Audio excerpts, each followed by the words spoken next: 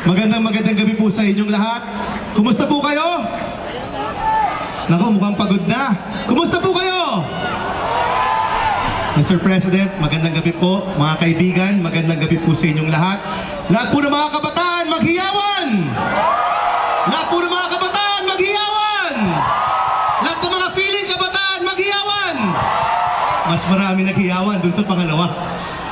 Magandang gabi po sa inyong lahat. Ako po si Benigno Bamakino.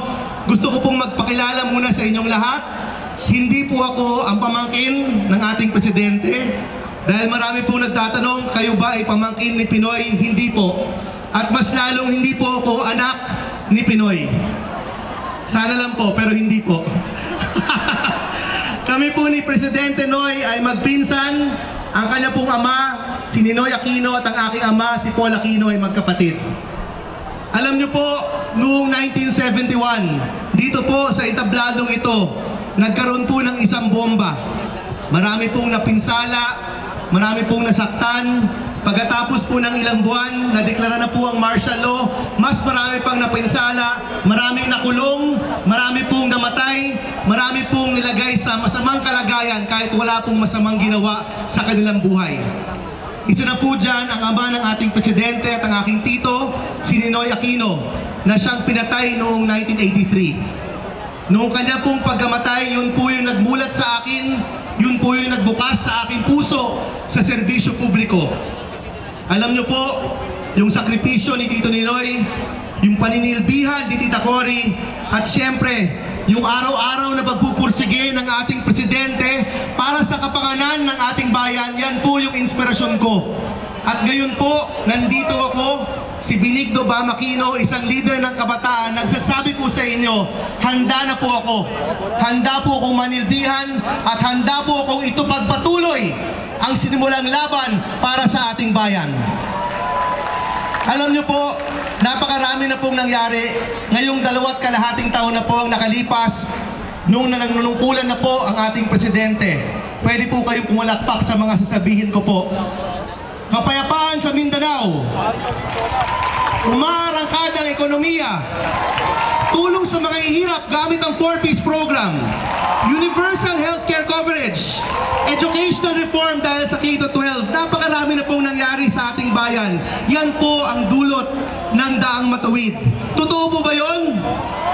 Tayo po ba'y naniniwala sa Daang Matuwid? Doon po sa likod, naniniwala po ba kayo sa Daang Matuwid? Yan po ang dulot ng good governance. Yan po ang dulot ng panunungkulan ng ating presidente. Yan po ang dulot ng Daang Matuwid. Alam po natin, napakarami ng mabubuting nangyari. Pero marami pa po tayong kailangan gawin. Marami na pong reformang nagawa, pero marami pa po tayong reformang kailangan gawin pa. At ito pong grupong ito, ang Team Pinoy, kasama po ng ating presidente, yan po yung magsasagawa. Yan po yung magdadala ng mga reformang kinakailangan ng ating bayan. Marami pong pagkakabataan. Alam ko po, nandito sila, yung mga kabataan. Marami po sa mga kabataan, kinakabahan kung merong trabahong nandyan sa kanila. Yan po isang bagay na kailangan po nating tingnan. Mga maliliit na negosyante, mga micro-entrepreneurs, pag wala po tayo dito, nagkalat po yan dito sa buong Quiapo, dito po sa buong Kamanilaan.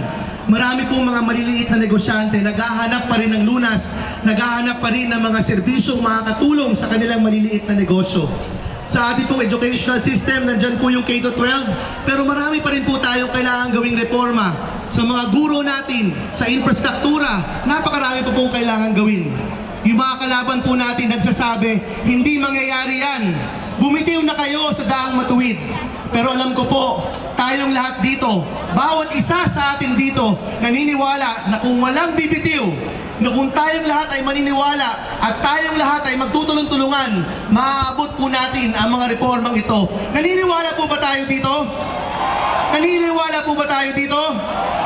Yan po yung paniniwala po namin dito. Lahat ng miyembro ng Team Pinoy, kami po yung tutulong sa ating presidente na ang mga reformang kinakailangan ng ating bayan mapagpatuloy, mas mapalakas at talagang mangyari po yung kinabukasang hinahangad nating lahat.